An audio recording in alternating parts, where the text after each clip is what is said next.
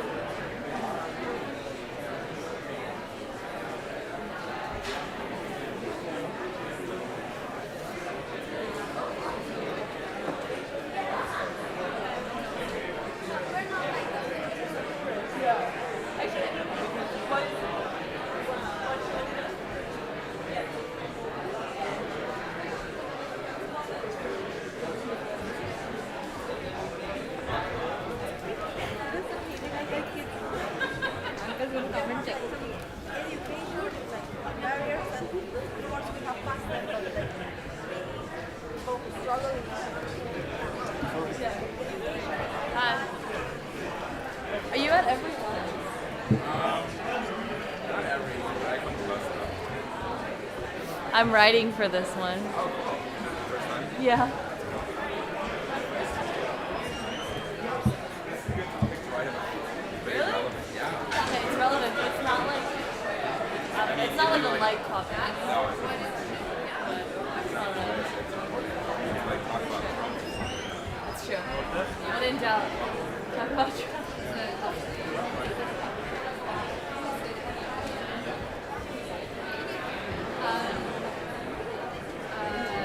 I'm so excited for Betsy. I hope she shows up. you well. Doesn't pull a Mike Pompeo. That never happened.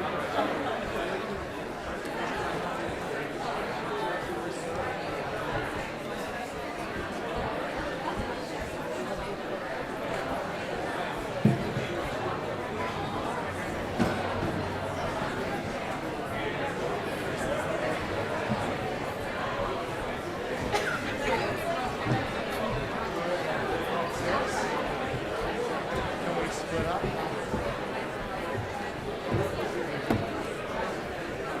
What committee were you on?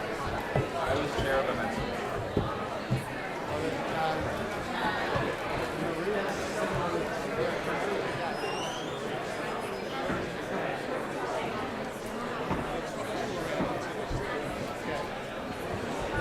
What's up? What's up? Have you seen Vince? Is he here? Being a turd. Right. Seminar. I just want to talk to him about that.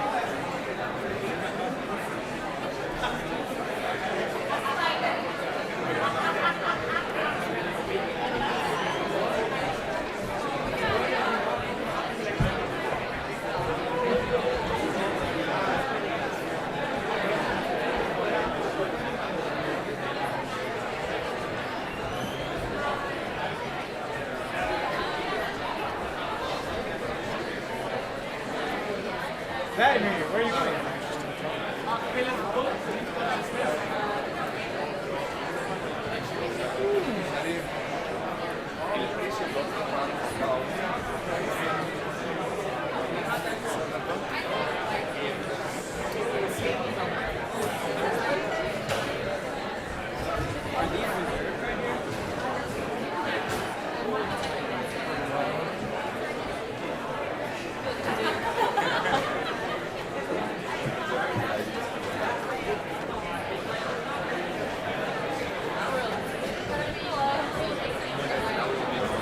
Someone's taking attendance or but 80 said somebody would be. I guess I'm taking attendance. Oh, sorry. You can sit here now. Let me see what friends. My bad.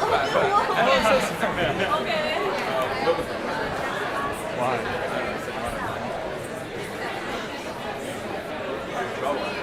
Really? No, it's fucking really good.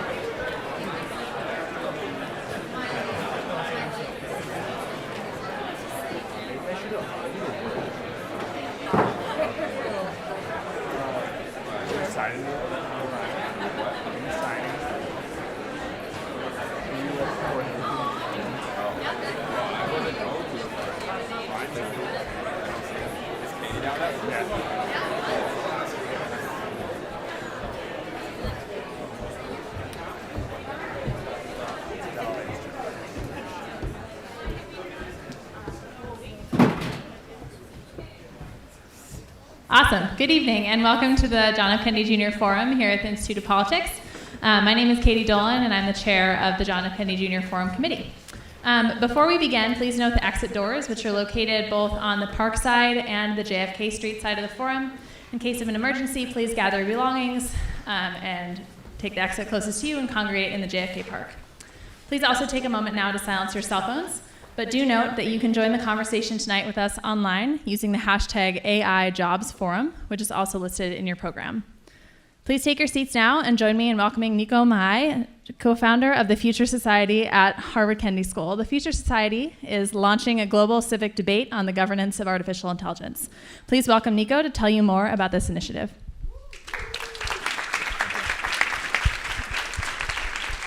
Well, good evening. Tonight, on the occasion of this forum event, we're starting a global civic debate on the governance of artificial intelligence.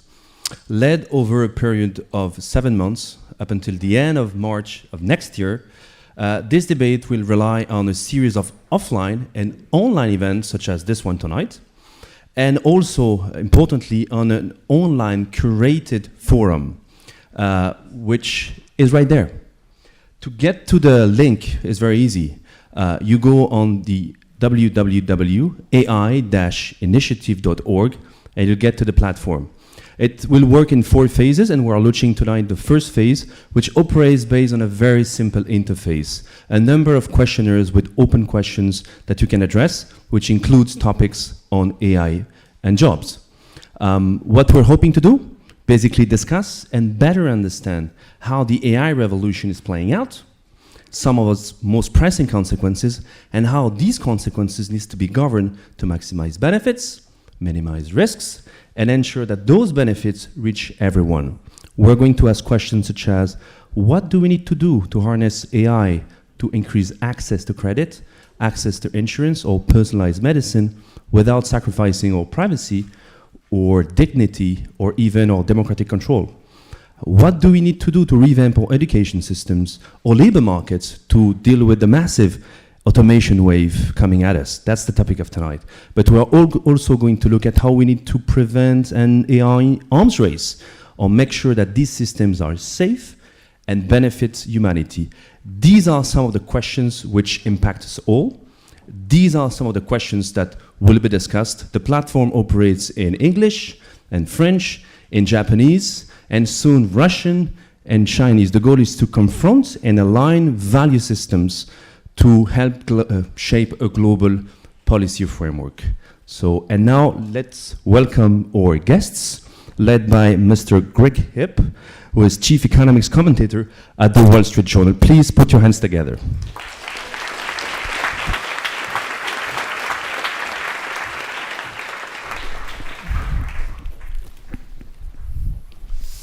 Thank you very much, Nicholas. It's a pleasure to be here. To give you a sense of how exciting this topic is, I think before this year I had never written a single article about artificial intelligence. Now I've written, I think, several.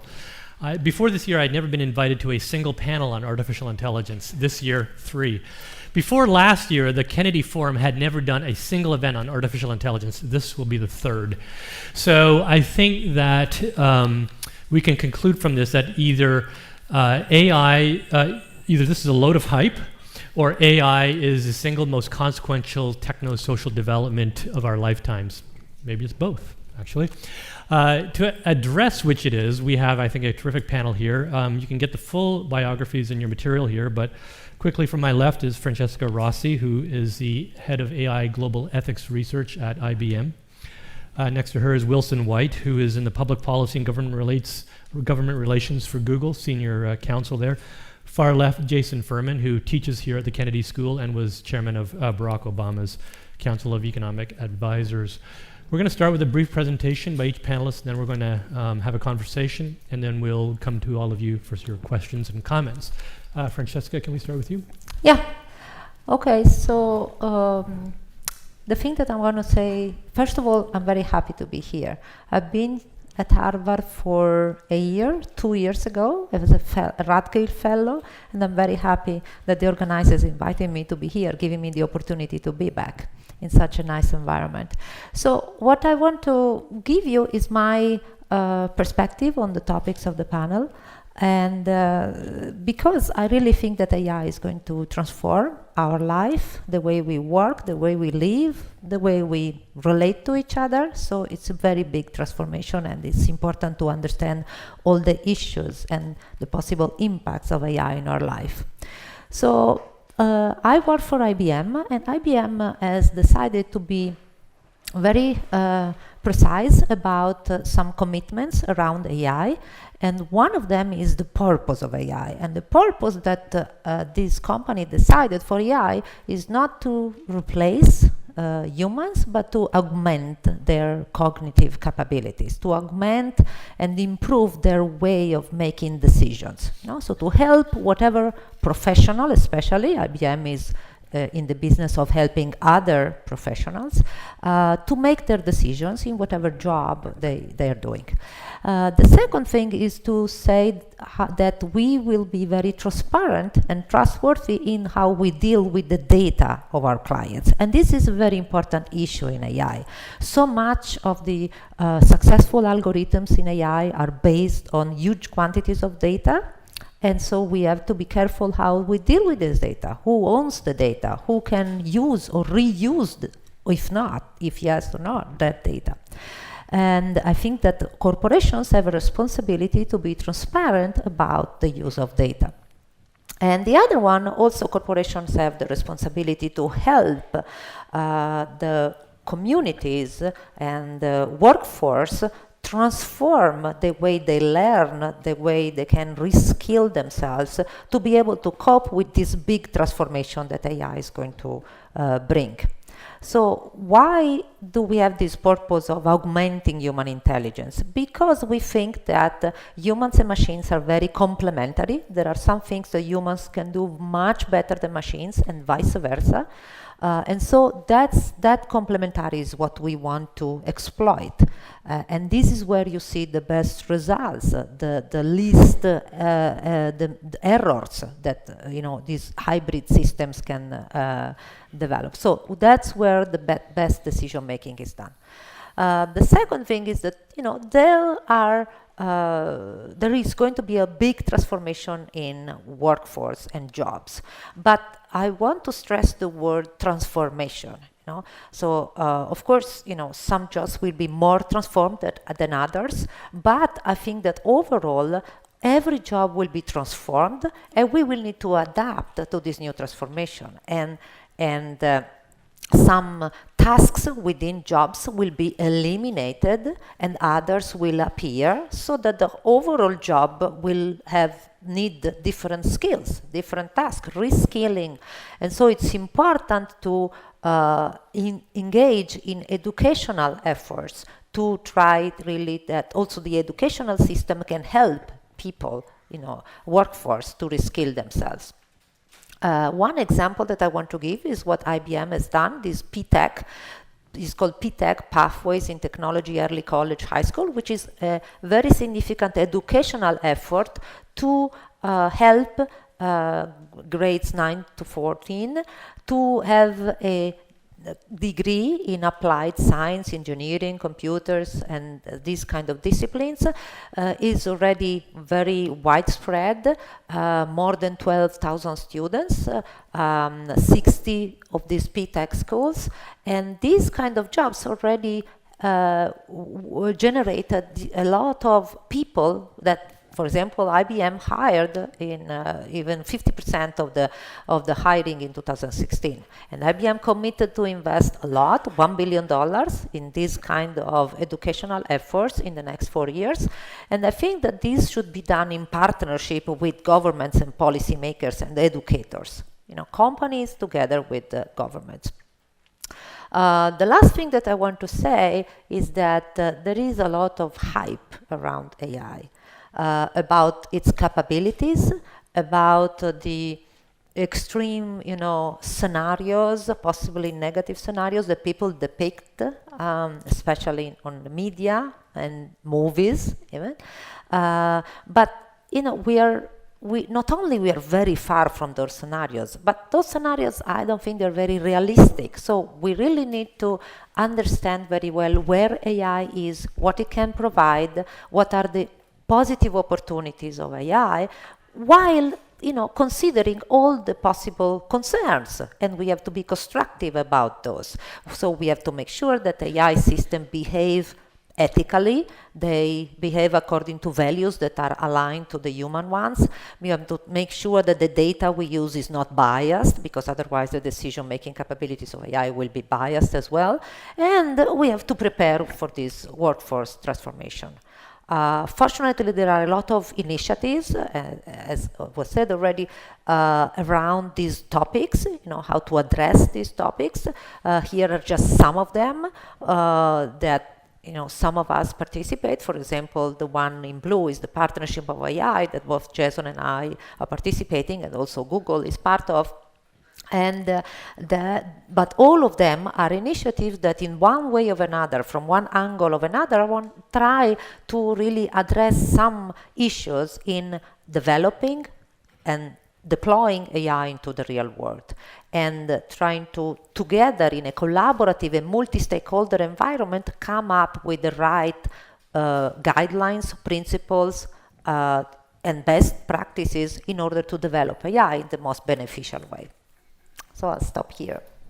Thank you very much. Jason. And we'll go to Jason now.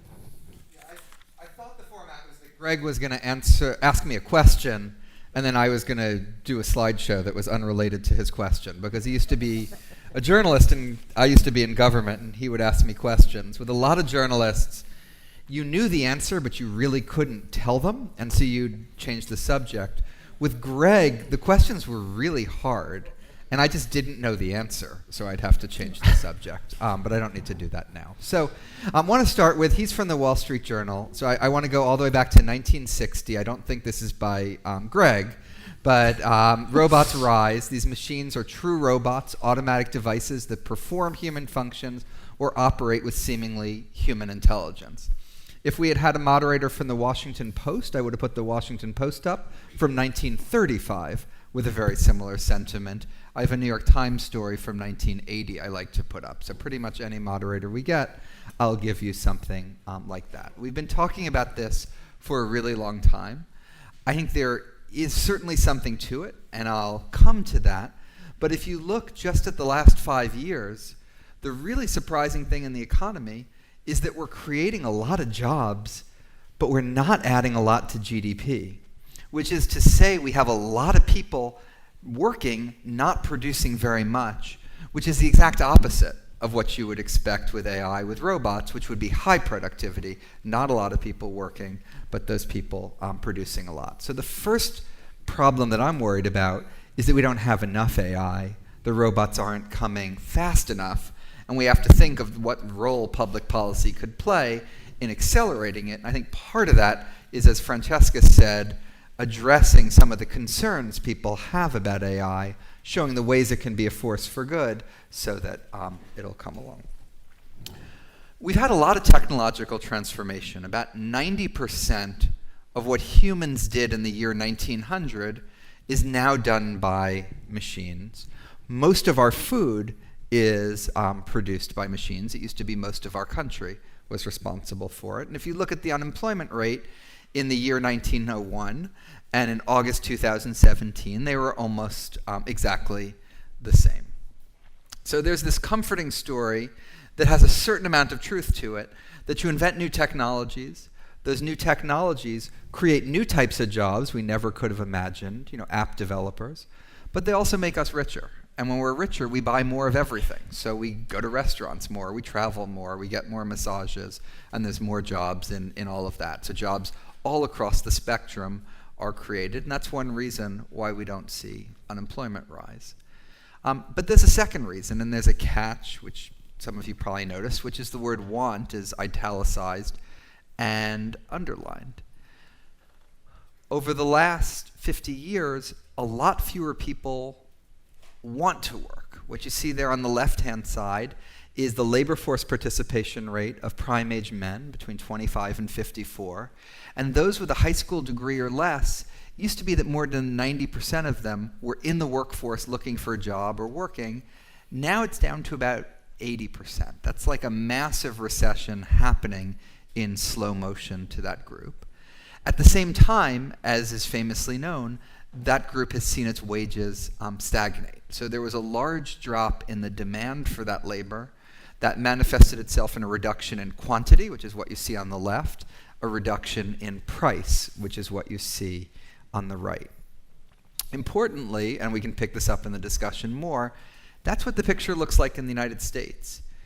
Technology has changed in a similar way in a lot of countries that have handled it a lot better, with both less of a decline in the workforce in the left, less of wage stagnation that you see in the right. So I think that reflects both technological change, but also the way the United States has had policies that process or handle that technological change.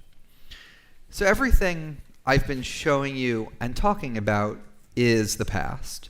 I think that's important because the past has lessons for us. This won't be the first time that we have new technologies that replace some humans, augment some other humans, expand the overall size of the economy, which is a good thing, but create these side effects. And in the last couple decades, it's for people with a high school degree or less. I think looking at that history and assuming that that carries forward is a reasonable starting point for thinking about the future of AI. But we can go a couple steps further and try to take a better guess even than that. When I was at the Council of Economic Advisors, we took an analysis that two researchers at Oxford named Frey and Osborne had done, and they found that 50% of the jobs are at threat for replacement by AI. Again, you don't want to think of that as we're going to lose 50% of our jobs, because new jobs will be created, extra demand will be created for existing jobs. But they said 50% of jobs were under threat.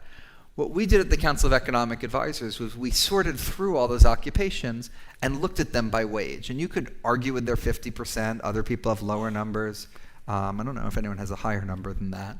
You could argue with our classification. So I'm going to show you something now. Add and subtract 20 percentage points to any line you want, and it'll tell exactly the same story. The jobs in their list that were at risk from automation that made less than $20 an hour was over 80%. In the $20 for $40 range, 30%. Above $40 an hour, that's sort of all the radiologists, a few of the lawyers, and not a whole lot. No Kennedy School graduates or Harvard graduates. So not a whole lot of others. So that should be a wake-up call for us. Both the way in which we have to some degree mishandled the progress we've made over the last 40 years, and what our best guess about what the progress will look like over the next 40 years. I think a lot of the answer is in what Francesca said. The education, the training, that's the way you move yourself along those lines. all along those bars from the left to the right, but thinking harder about job search, job matching, subsidies for jobs, other things that aren't like universal basic income, which is essentially saying let's give up on anyone working, but instead saying what can we do to enable people to work, because I don't think that'll happen automatically. That'll take an effort on the part of public policymakers, companies, and all of us. Thanks very much, Jason. And Wilson? All right, good evening, everyone. I'm Wilson White at Google, based at our headquarters in Mountain View, California.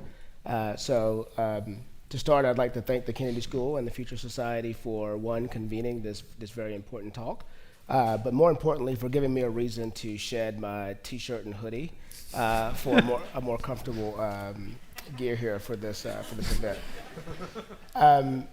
At Google, like this topic, AI, is a big deal for us. So Sundar Pichai, who took over as CEO of Google about 2 years ago, at that time he transformed the company from what we were calling a mobile-first company to an AI-first company. And that transformation has done two things. One, it's highlighted the investments in AI that we've been making for years, but it's also really supercharged the way our product areas across the company are using AI to introduce new products and new features across the company. It's very hard today to interact with any Google product that's not using AI in a very meaningful way, whether that's like our traditional search engine or our Maps app, Google Translate, YouTube, any Google product that you're interacting with. That product is using AI, and specifically machine learning, which is the particular technique to achieve AI that we use at Google in a very meaningful way. And so whenever we have opportunities to talk about AI, it's a very exciting thing, because at Google, we're getting a firsthand experience of the transformative power of this technology. And not just for our products. Like I said, we're using this technology across many of our products, but it also goes beyond our products, right? I'll give two quick examples. At Google, we started using machine learning in our data centers. So you can imagine like a Google data center, just the amount of like processing power that's involved there, and keeping the servers cool, right? Like just the sheer amount of energy that's required in a single data center to have that type of process. We started introducing machine learning into our data centers, and we were able to achieve more than a 40% reduction in energy just by implementing machine learning and how we're doing our heating and cooling systems in our data centers. That's a really, really important stat, right? Because beyond just a very cool Translate app, if you can make that types of improvement in something as simple as a data center, just think about the sheer impact that this type of technology can have on important questions and energy and climate and other things. Another area where we've seen some very promising results is in the healthcare space. So researchers at Google recently published a paper around diabetic retinopathy. This is a very common form of blindness, particularly for people with diabetes. Fortunately, it's a very treatable disease if it's detected early. But typically, folks who get this disease, it's not diagnosed until very late in the processing of that disease, and then folks end up going blind. And what we were able to discover in our research is that by using machine learning on the eye scans, the machine learning systems can diagnose diabetic retinopathy with very good accuracy very early on. It's still early stage in this, so we're working with partners to kind of take this research further and figure out applications of that. But what that signals is that this technology, beyond like the cool features of Google products, it has the ability to kind of fundamentally make access to healthcare available to people who can't afford a very specialist ophthalmologist to help diagnose early stages of a disease that's imminently treatable. So we're very excited about the potential of this technology. Now, as Francesca raised in her talk, there are very important questions that are raised by the technology as well, right? Questions around how machine learning and artificial intelligence will impact society. Today, we're going to be talking about its impact on things like employment and jobs, but also how do we ensure that these technologies are not exacerbating already existing instances of bias and discrimination in society. In fact, how do we leverage the power of this technology to reduce instances of bias and discrimination? How do we ensure that we're safe, right, and that humans are not going to succumb to all the fears that we're all well aware of from sci-fi of the robots taking over? So these are hard questions that we're wrestling with at Google. And what we're trying to balance is how do we extract the maximum benefit from this very promising technology and doing it in a way that it's a net benefit to mankind and to society, keeping these very tough questions in mind.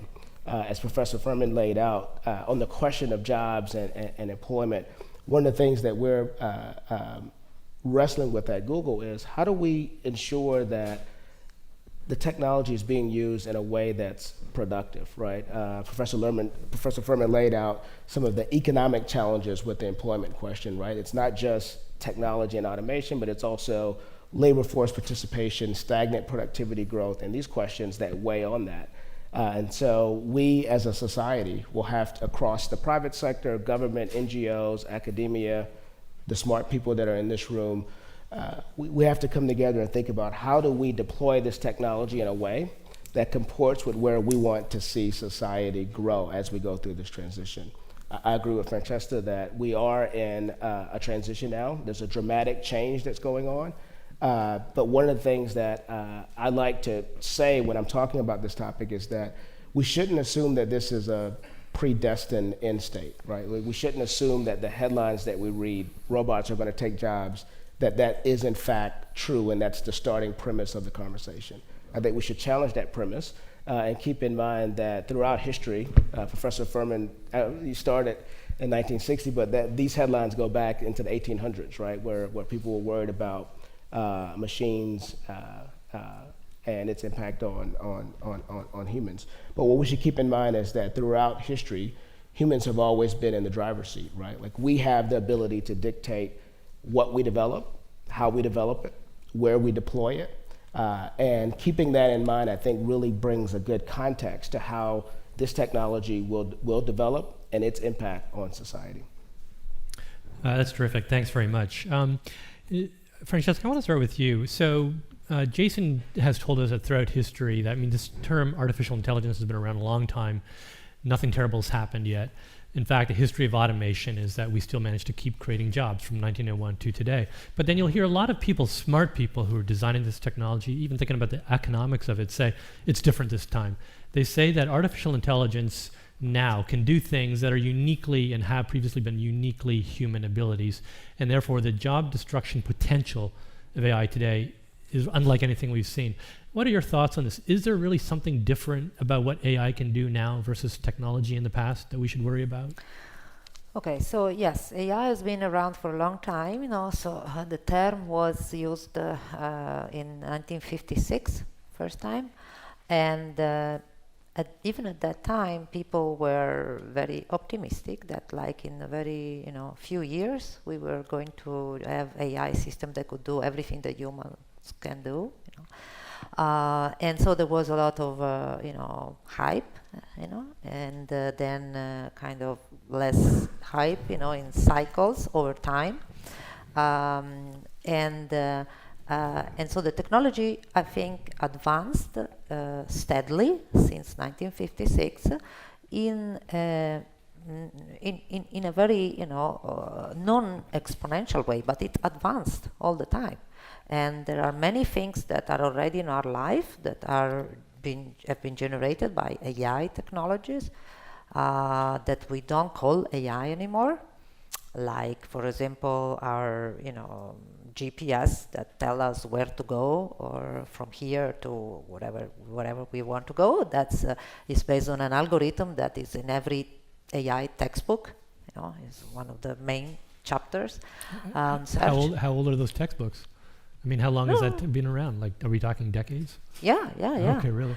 Or I don't know, like maybe more recently, the face recognition is basically solved. So whenever you take a picture, you see this green box around the face. That comes because of AI vision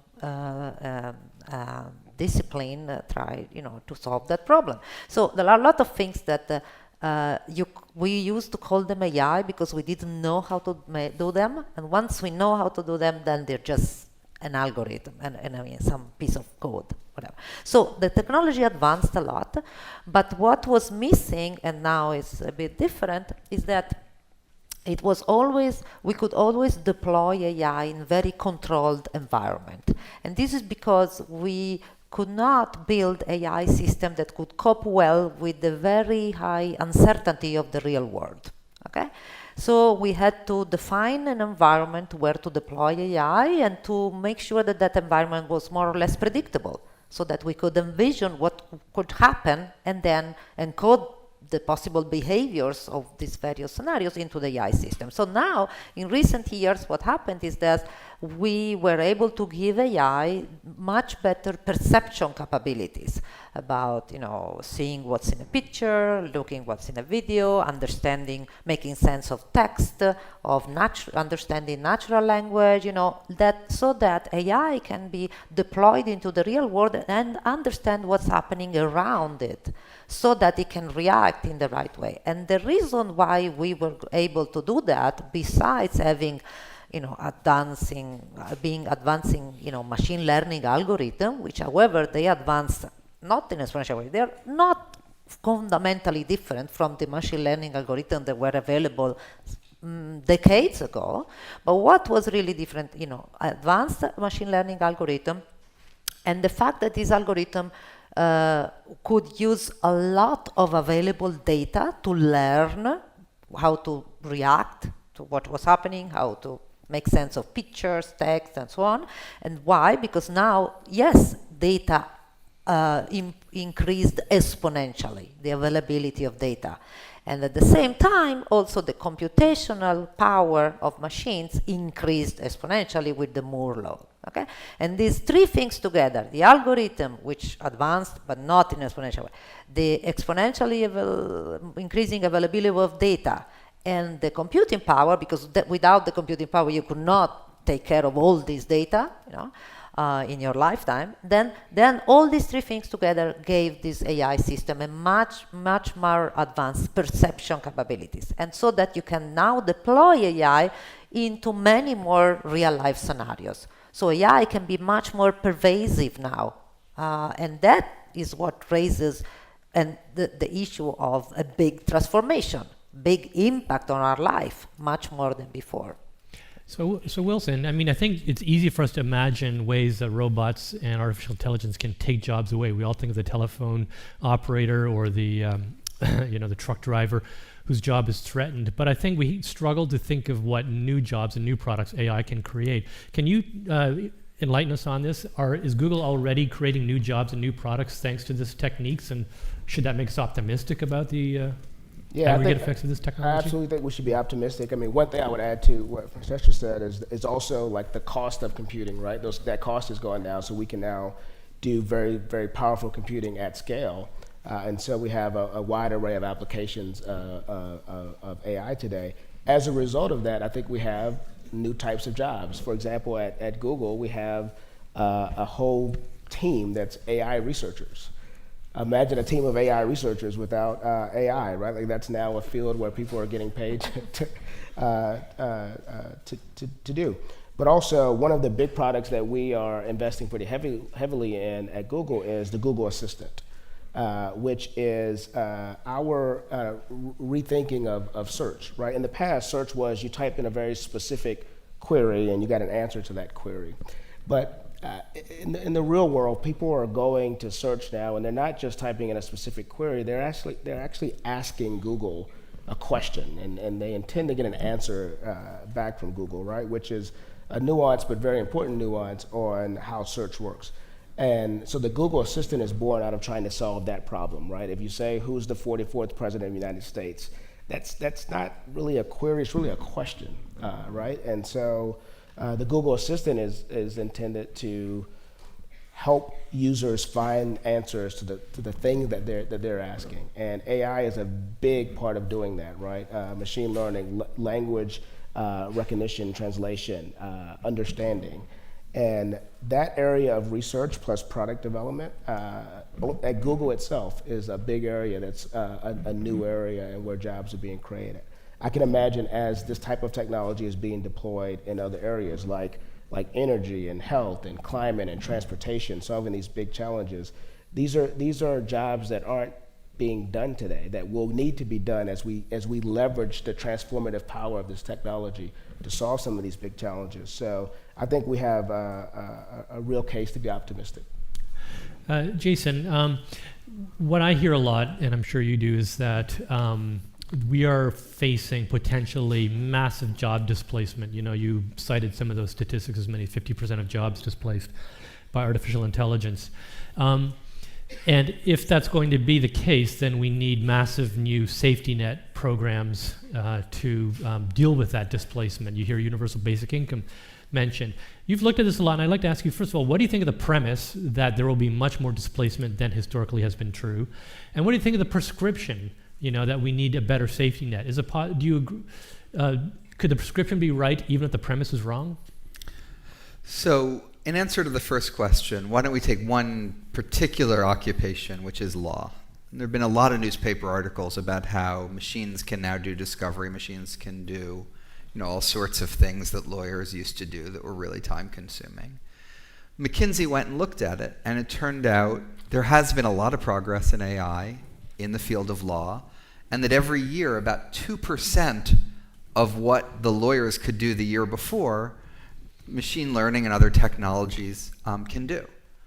Replacing 2% of what people could do before with machines is about the rate of technological progress we've had in our country for the last several decades. So that's just saying, in order to achieve what we've done for the last several decades, the way we're going to push it forward now is with this technique rather than the techniques we were using before. That looks to me like continuity, and even there are limits. You know, a robot can't show up in a courtroom and argue a case. I don't want to get my brother, who's a federal judge, in trouble, but when I told him that, he said he might prefer that from time to time. So I'm a little bit more in the continuity, but as I said, the continuity shouldn't completely comfort us. In terms of a social safety net, I think we need a much better social safety net. I probably would think it even if AI hadn't been invented, but I'm happy to ride on whatever horse people want to ride on to get to that goal. I think this does point out the need for that in the same way that picture I showed you with the increased inequality in the United States and declining labor force participation. We have a weaker social safety net than a lot of the European countries that actually handled this technological shock better than us. So we, in a sense, I think said, you know what, we're going to tolerate more inequality by having a more free market, and that'll work out for everyone.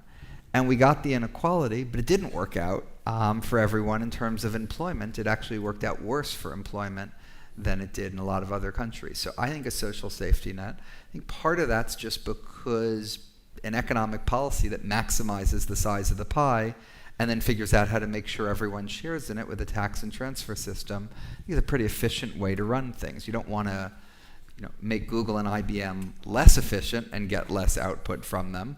But if their top executives are making a lot of money, or anyone working there is making a lot of money, we can have taxes on them and use that for everyone else. Not on the two of you, though, of course. Because But the last thing I'd say is that it's not just a tax and transfer system. I think a job is really important, and I think it's really important, one, for people's dignity, for meaningful participation in society.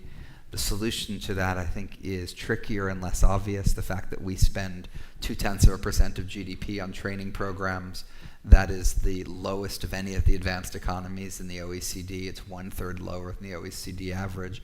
Means that right now I think we're not even trying on the employment front.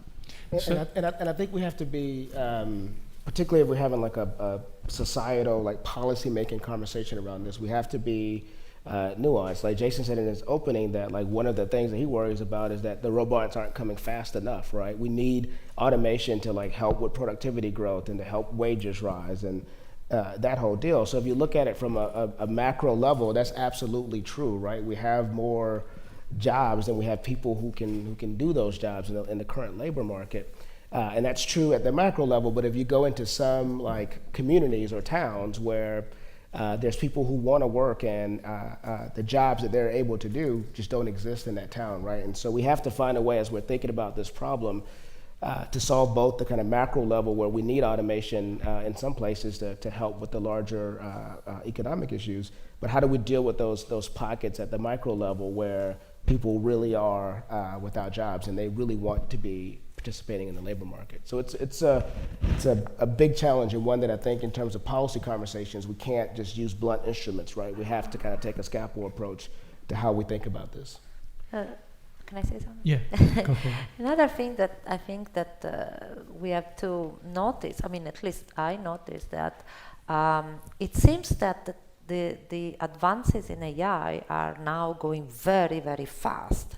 So we could be concerned that whatever safety net we are going to brainstorm about, you know, the even educations, you know, people are concerned that maybe it's not going to be fast enough to cope with this speed of AI technology. But it's true that we had a lot of advances very rapidly in AI because of the reason that I mentioned before.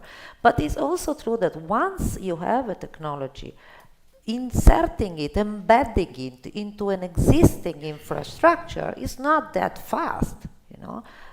You need regulations, you need laws, you need all sorts of things to really being able to embed that technology into real life. Even if the technology is ready or almost ready, you know, like, you know, we have self-driving cars. The technology we know that is almost ready. You know, it's not ready yet, but it's almost ready. But are we going to see starting, you know, tomorrow or next year, you know, self-driving cars everywhere? I'm not sure, because, you know, it needs time to you know, change the some existing infrastructure.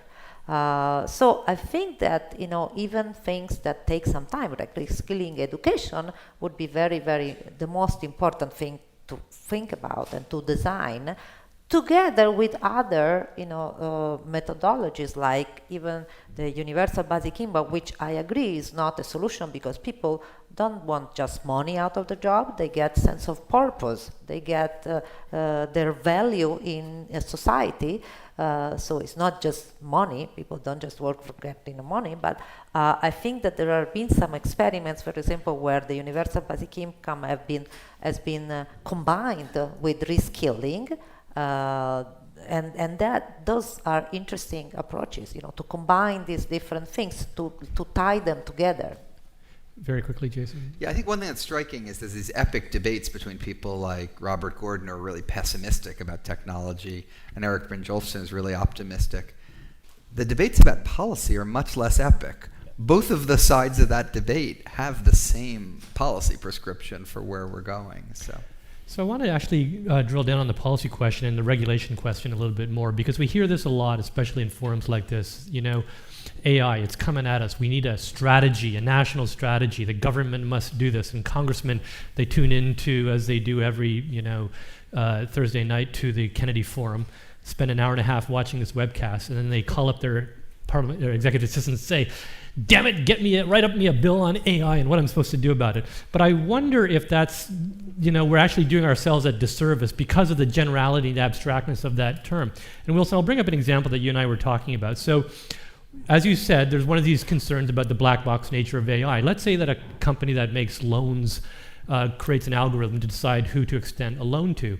And it does this by basically copying how humans make loans and then basically embedding that in an algorithm. And it turns out the humans who have been making those loans discriminate based on race and gender. And the algorithm recreates that problem. Now, does that kind of example call for an overarching strategy to regulate AI now? Because I can make the case that, you know, automated underwriting has been around for a long time, and the federal and state governments have been struggling with problems of discrimination for a long time. Is AI presenting unique challenges, or can it be dealt with the apparatus that we already have in place, case by case? Yeah, I mean, I tend to believe that the current framework, at least for now, the current frameworks are probably sufficient for dealing with this. But let me back into that answer a couple ways, because that scenario it presents, I think, at least two issues, right? So one is the data that's going into the algorithm that you mentioned, right? And under that scenario that you laid out, the data is biased, right? It's incorporating biases that already exist in society. There's a ton of research being done right now on how do we de-bias data. How do we ensure that the data that we're training our machine learning algorithms on are being disinfected, so to speak, so that we're not injecting those biases into a learning model. So research is happening in there, and I think that if we were to jump to regulation now in this space, we'll actually stifle some very promising work on how do we have data that may have biases in them, and we can cure that before it goes into a machine learning model. So I think we need to allow that research and applications of that research to take place before we jump in with kind of the kind of blunt instrument of regulation. But the second challenge with the scenario raised is also kind of an ethical challenge, which is to say, do we want machine learning algorithms making that final determination of who gets hired or not, right? Should we have a human in that equation, right? Like maybe the machine does the first pass at this, it takes the data, it spits out a recommendation on hiring or not hiring, but should we as society require that a human being then take that recommendation and actually make the hiring decision or not? It's an ethical question. It's certainly up to us as society to decide whether that's what we want or not want. But that's also a question, I think, that informs the question that you're asking, whether regulation is needed, right? I think society needs to determine where we want to be on that ethical scale. If I Francesca. may add something, I think that in this respect, I think it's reasonable that people, whether is an AI system is going to make a decision or is going to suggest somebody to make a decision, like suggest a doctor which is the right therapy for a patient, or suggest a person deciding on my loan application whether to give me a loan or not. I mean, it's important that this team, person plus machine, in this team, that the person making the final decision trusts the suggestions that the AI system is giving him or her. And so it's important, and to create this trust into the machine, you need people to be able to understand why the machine is doing something. So we need to equip this AI system with explanation capabilities. And for some AI techniques, this is much easier than for others. And for machine learning based techniques, this is not that easy yet. We do not understand, although we can connect some decision to some parts of the data set with which we train the system, but it's not that obvious how to give meaningful explanations in terms that are understandable to whoever has to receive the explanation. And there may be many different kinds of humans that get the explanation. Like in the healthcare domain, you may want to give the explanation to the doctor, to the nurses, to the patient, and of course you have to speak in different languages to these different people. So, for example, connecting these to regulations, well, IBM thinks that every AI system should be able to provide an explanation, to give evidence at least of why it's making some suggestions. But in Europe, for example, there is already a regulation related to this, which is called the GDPR, General Data Protection Regulation, that is going to be a law in every European country in May 2018. And that requires that every AI system that is going to make a significant impact in human's life, like for example not giving you a loan, has to give you a meaningful explanation. So that's an example of a regulation that really is pushing AI research to understand how to do that. And it's not that clear that we'll get to May 2018 with an answer, a satisfactory answer to that. Yeah. I think it's raised an interesting, important question, which is that, Wilson, you said we only have to go as fast as we want to. We're going to decide that in many cases we want there to be a human being in that last mile deciding whether, take the wheel from the driverless car, that sort of thing. But really, are we in charge? Because, in a market society like ours, the private sector rushes ahead and does its thing.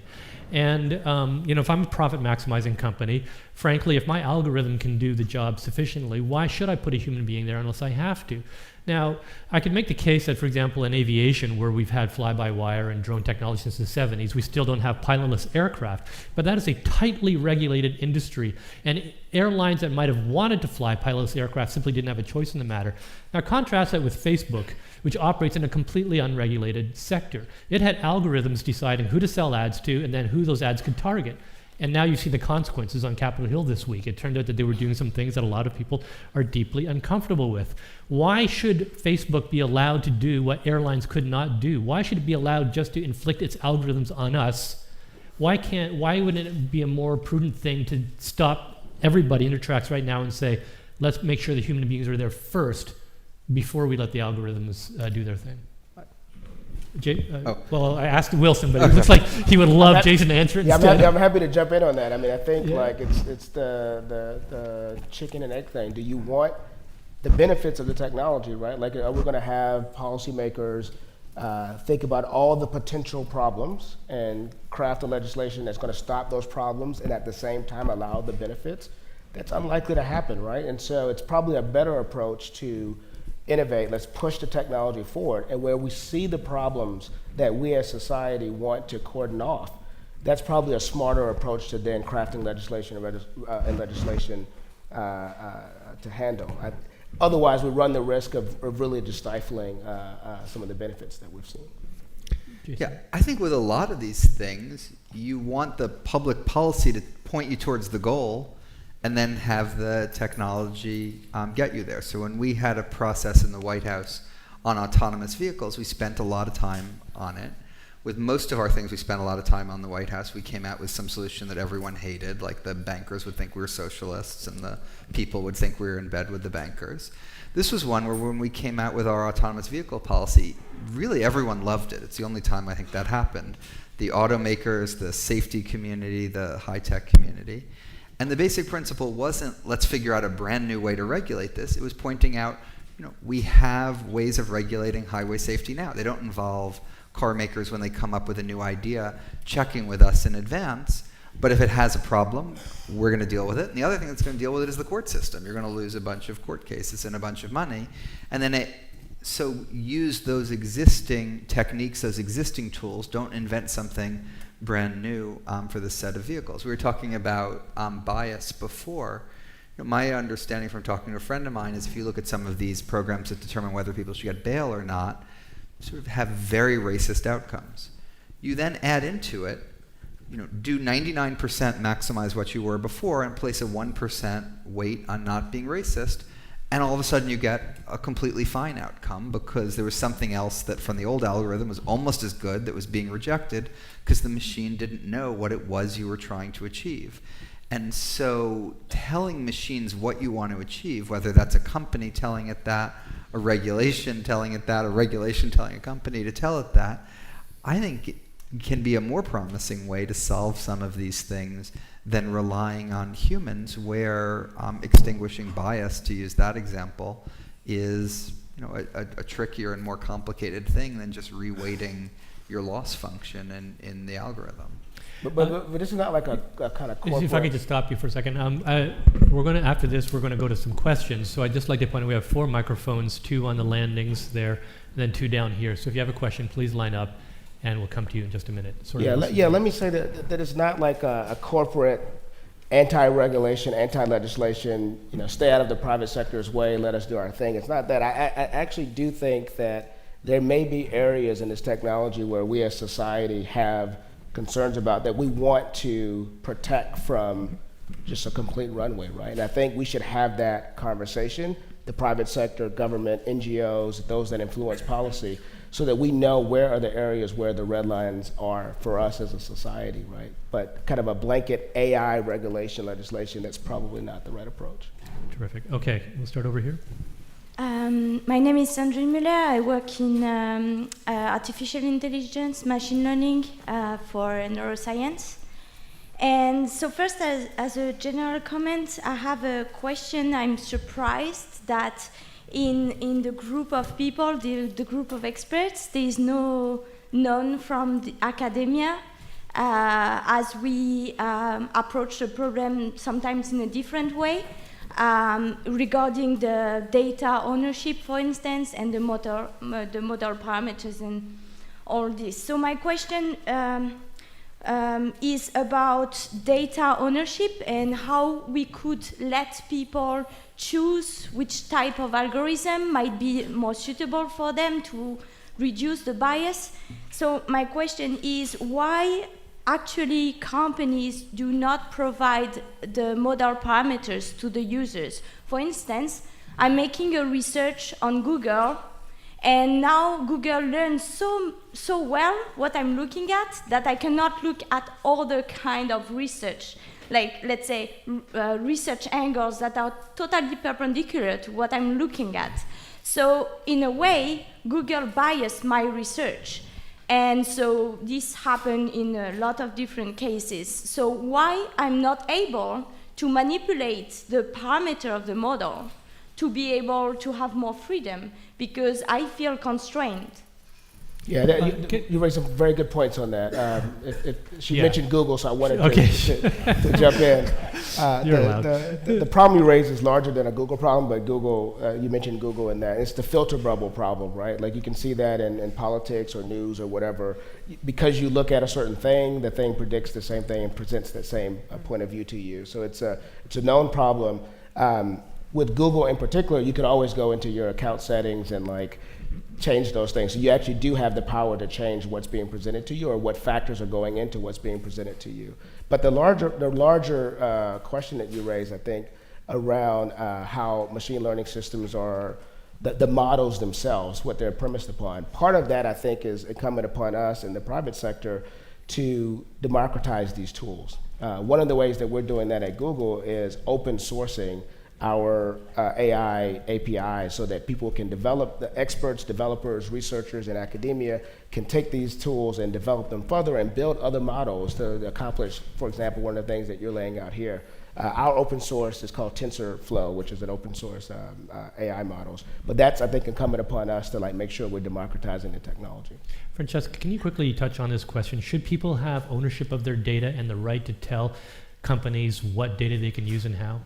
Yeah, in fact, what I mentioned is that IBM is committing to allow its clients to decide whether they, what we are doing is to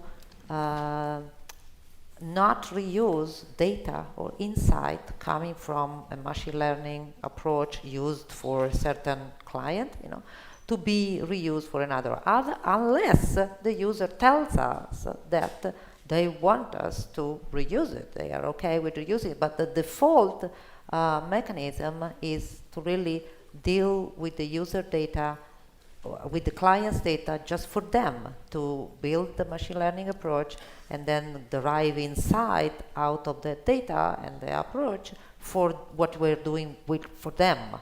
And then from other clients, we do other things. Of course, this is, the fact that we don't reuse the data from one client to another one sometimes can also bring to this typical machine learning behavior, is that every time you have to start from scratch, and of course this is more personalized, for that client, but sometimes you would like machines to be able to not learn from scratch every time you approach a certain task. And this would bring machines much closer to the way we learn.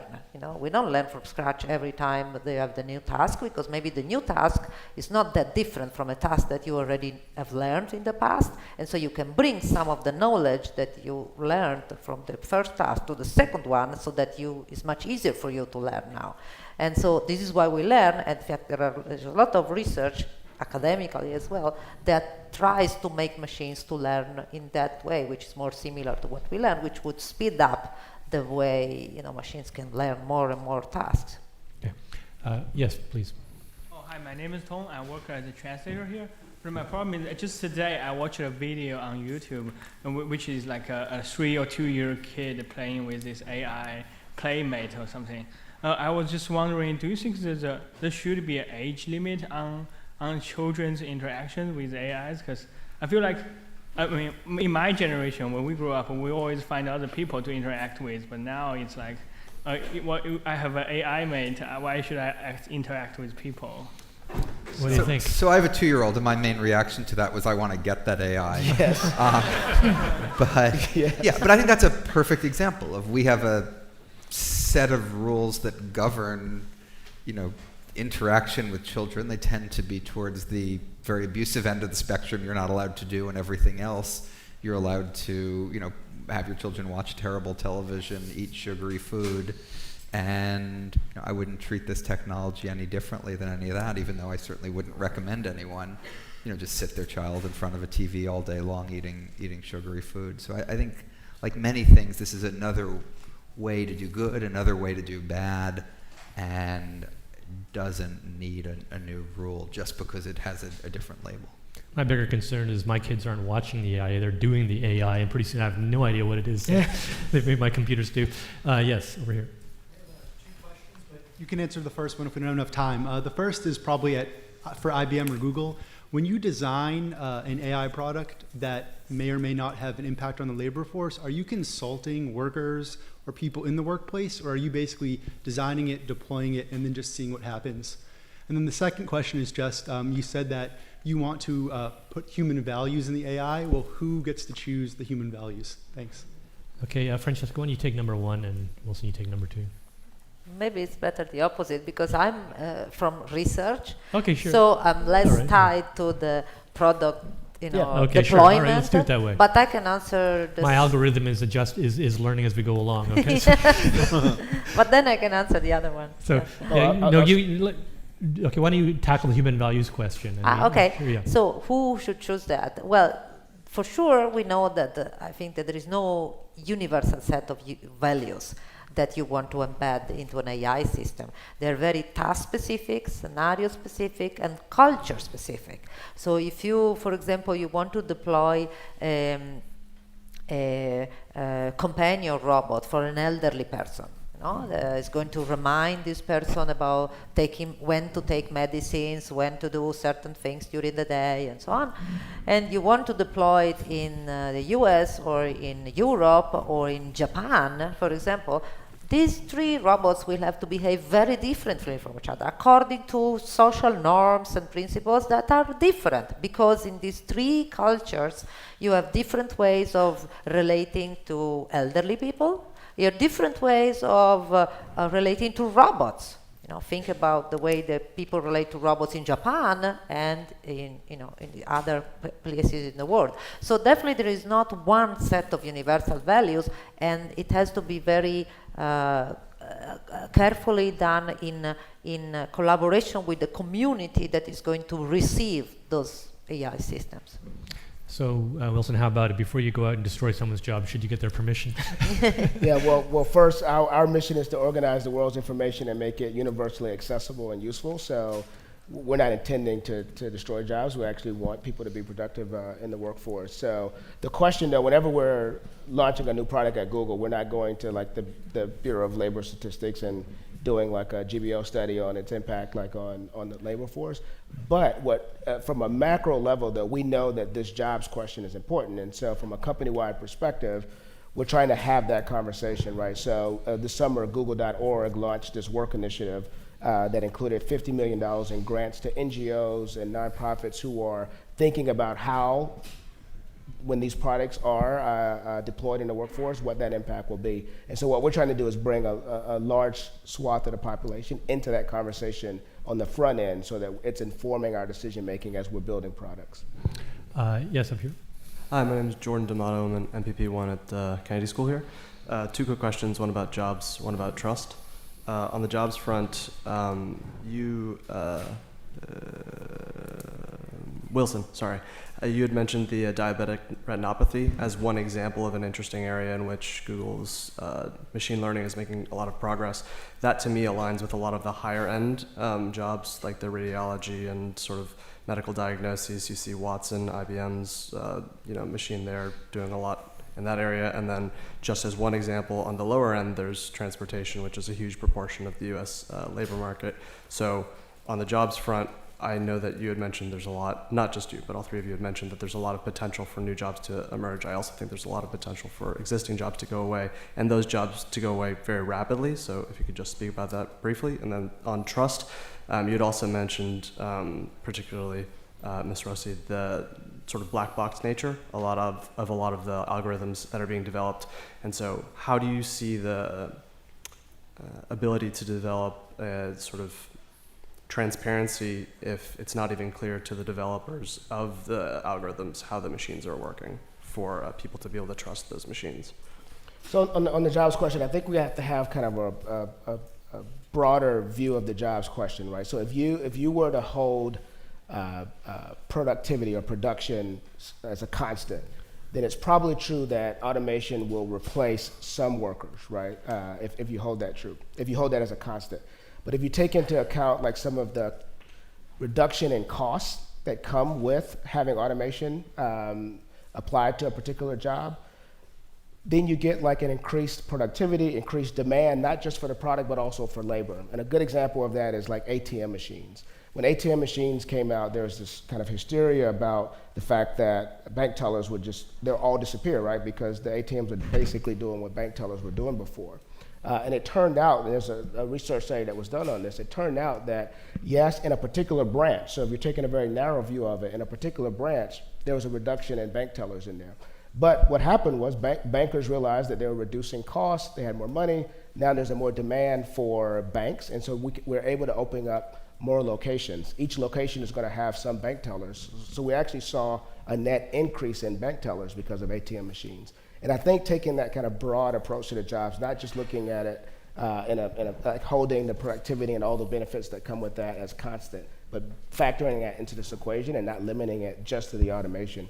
It's an important part of the conversation. Jason, can I actually ask you take a piece of this as well? Because you showed in one of your slides, the proportion, by salary level, the job is most exposed. And I think the usual interpretation is that the more routine your job is, the more exposed you are to this.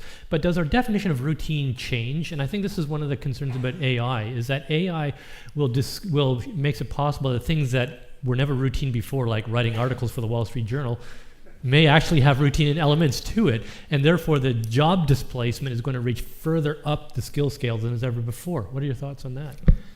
So first of all, if we had been focused on just preserving all the jobs we had at any point in our history, we'd be a really poor country right now. The way you advance is by having machines, technologies, ideas do things that people used to do, and most everything that most people used to do, they're not doing anymore, and we're much better off for it. We then need a way to make sure people do have the skills and ability to get jobs, have new jobs, have more demand for old types of jobs. I think in terms of the reaching up the scale and more things becoming routinized, I think that's certainly a possibility, and one can come up with all sorts of examples like that. But it also is the case that if you just sort of roll up your sleeves, and we did this exercise, others have done it other ways as well, and just go through each one. Truck drivers, what's the risk? How many are there? What's the skill level? What's the wage level? Wall Street Journal reporters, what's the risk, et cetera. People who've done that exercise independently have all come to the same type of conclusion. It's quite stark in the way I said. So maybe add 20% to the last bar, so instead of 5% at risk, it's 25% at risk. Subtract from the other. I think it is still the case, the higher you are on the education skill wage gradient, the more likely you are in a task that's creative, that has management, that has interaction, that's going to be a complement to artificial intelligence rather than be substituted for by it. So you'll be paid more and do better as a result. Thanks. Now, Francesca, can you tackle the transparency question? Because I actually have the same sort of question myself. Since it's inherent in artificial intelligence that there's no causality. It's here's a bunch of inputs, here's your output. The machine is kind of agnostic as to why those inputs produce that output. Given that, how can you bring transparency to this process? Sounds to me like transparency is just a matter of here's a bunch of stuff we stuck in it, and this is the result. Well, that's not how it works, but and we can, go into details and how it works, but of course this is not going to be a meaningful explanation to the end user or to developers, or to maybe to the developers, yes, but not to the end user. So to build that trust that was mentioned in the question, I think it's going to be a matter of repeated interactions over time, where at the beginning you don't trust the system, and actually you trust the system less than what you would trust a person that you don't know, because with the person, even if you don't know the person, but you have some expectation that he's where he's been living, which education he's been having, while you don't know anything about the AI system. You don't know how it has been trained, how it has been designed, what criteria, optimization criteria is following, what values, and so on. So at the beginning, you have zero trust. Then you start interacting, seeing what is giving you as possible suggestions for decisions, comparing decisions one to another one, giving you reasons why one is better than the other one. So, and then at the beginning you require really a lot of motivations, explanations. I would not call it transparency, because again, transparency, if you take an AI system and I give you the source code and the data set, then I'm very transparent. I'm completely transparent to you, because I give you the algorithm, I give you the training data, and that I fit the algorithm, and that's more transparent than that. It's impossible, but it would not be a meaningful explanation to you and to anybody.